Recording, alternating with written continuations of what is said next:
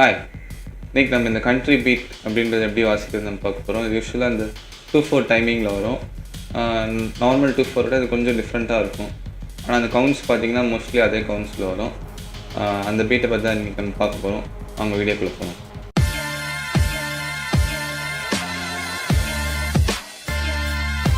So country beads இதெல்லாமே நம்ம 16th நோட்டில் தான் வாசிப்போம்.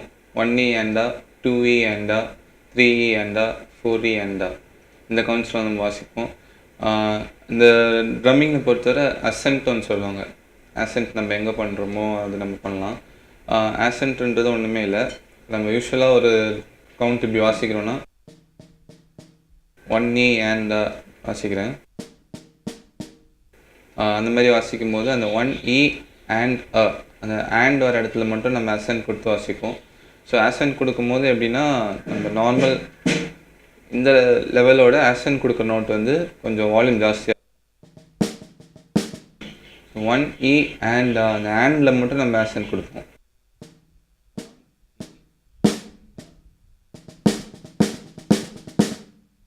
ஒன் இ ஆண்டில் மட்டும் அசென்ட் கொடுத்து வாசிப்போம்.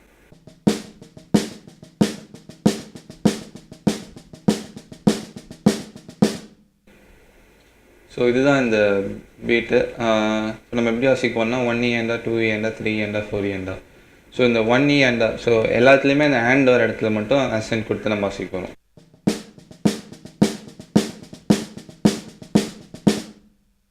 அந்த கண்ட்ரி பீட் வந்து யூஸ்வலாக ட்ரெயின் பீட் அப்படின்னு சொல்லுவாங்க. ஸோ அது ஒரு ஏன் அப்படி சொல்கிறாங்கன்னா, ஒரு ட்ரெயின் மாதிரி அப்படியே ஓடிக்கிட்டே இருக்கிறாங்க. அந்த பீட்டு அப்படியே ஓடிக்கிட்டே இருக்கும்.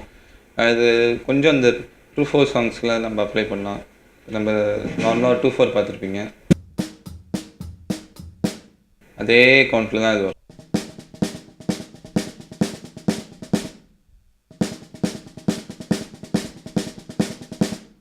ஸோ குவார்ட்டர் நோட்டில் நம்ம 1 மட்டும் தான் சொல்லுவோம். ஆனால் 16th நோட்டில் வரும்போது 1E அண்டாக வந்துடும். ஸோ இப்போ குவார்ட்டர் நோட்டில் 2/4 வாசிக்கும் போது பேஸ் ஹையட் மட்டும் வாசித்தோம்னா, இதில் 16th வந்து 1E அண்ட் அந்த கவுண்ட் ஃபுல்லாக சேர்ந்து வந்துடும்.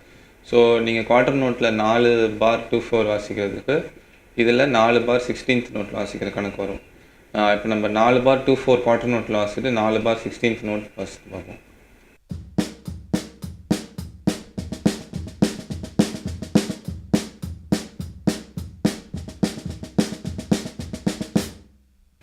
ஸோ இதுதான் கண்ட்ரி பீட். இது நீங்கள் எடுத்தோடனே கொஞ்சம் ஸ்லோவாக ப்ராக்டிஸ் பண்ணுங்கள். அது 16th நோட்ஸ்னால கவுண்ட்ஸ் ஜாஸ்தியாக வரும். ஸோ கவுண்ட்ஸ் ஜாஸ்தியாக வரனால நீங்கள் ஸ்லோவாக ப்ராக்டிஸ் பண்ணுங்கள். ஒன்றுமே இல்லை, நீங்கள் கவுண்ட் சொல்லிட்டே அப்படியே ப்ராக்டிஸ் பண்ணலாம். 1E அண்டா, 2E அண்டா, 3E அண்டா, 4E அண்டா, அப்படி நீங்கள் கவுண்ட் சொல்லிட்டே ப்ராக்டிஸ் பண்ணுங்கள்.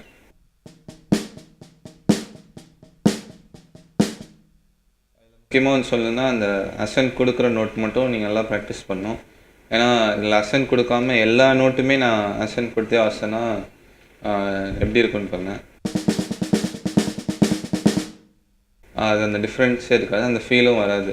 ஸோ அந்த ஹேண்டில் மட்டும் நம்ம அசென்ட் கொடுத்து ப்ராக்டிஸ் பண்ணுங்கள். ஹேண்ட் கொடுக்காத, அந்த அசென்ட் கொடுக்காத மற்ற நோட்ஸ்லலாம் உங்கள் வாசிக்கிற லெவல்லேருந்து கம்மியாக வாசிப்பாங்க.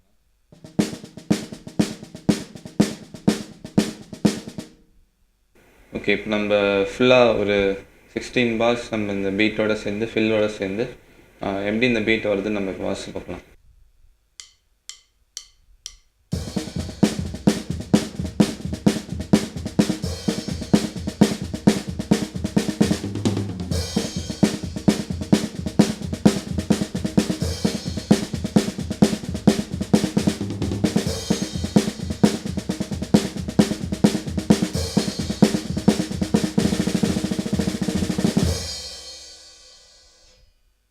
ஸோ இந்த பீட் வந்து நீங்கள் இந்த சிங்கர் கேபியில் நான் எழுந்தேன் அந்த சாங்கில் நீங்கள் பார்க்கலாம்.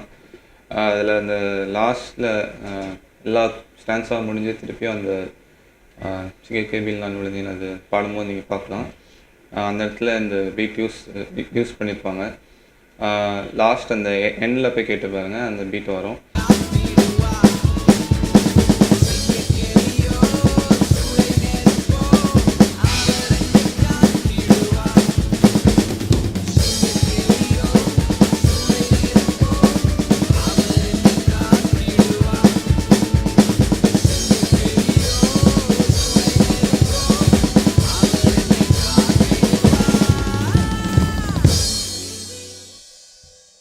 ஓகே, இப்போ நம்ம இது பேசிக் பார்த்துட்டோம். இதில் வேறு என்ன வேரியேஷன் காமிக்கலாம்? மோஸ்ட்லி நிறைய வேரியேஷன் காமிக்கலாம். ஒரு சிம்பிள் வேரியேஷன் இந்த வீடியோவில் நம்ம சொல்கிறேன், மற்ற வேரியேஷன் நம்ம அப்புறம் பார்ப்போம். இப்போ நம்ம ட்ரம்மோட ரிம், இந்த எட்ஜ் இருக்குல்ல, இதுதான் நம்ம ட்ரம்மோட ரிம் சொல்லுவோம். ஸோ இங்கே அந்த பீட் வாசிக்கும் போது ரிம்மில் வச்சுட்டே வாசிக்கலாம். ரிம்மில் வச்சு வாசிக்கிறதுனா எப்படின்னா, அந்த அசன் கொடுக்குற நோட்ஸ் மட்டும் நீங்கள் ட்ரம்குள்ளே வாசிக்கணும், ஸ்னார் ட்ரம்மில் வாசிக்கணும். உங்களுக்கு எந்த கை கம்ஃபர்டபுளாக இருக்கோ அந்த ஹேண்ட் நீங்கள் யூஸ் பண்ணிக்கலாம். சப்போஸ் உங்கள் லெஃப்ட் ஹேண்ட் கம்ஃபர்டபுளாக இருந்தால் லெஃப்ட் ஹேண்ட் யூஸ் பண்ணிக்கோங்க. அசைன் மட்டும் லெஃப்ட்டில் கொடுங்க, மற்றதெல்லாம் அந்த ரிம்மில் கொடுத்துட்டே வாங்க.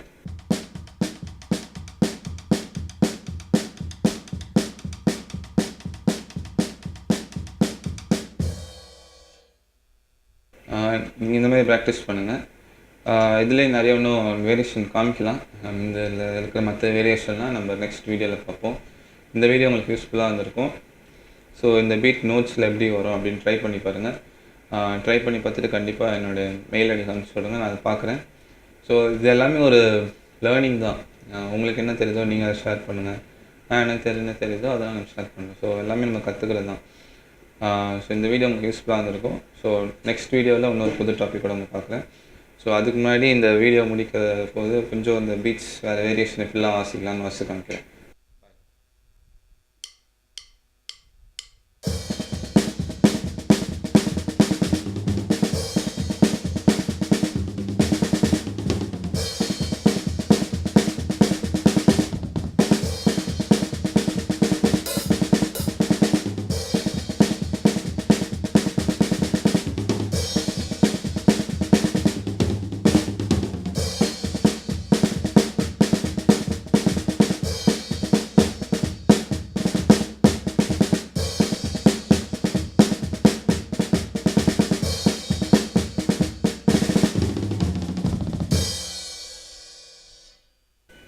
ஓகே, நெக்ஸ்ட் வீடியோவில் இன்னொரு புது டாப்பிக்கோட உங்களை பார்க்குறேன்.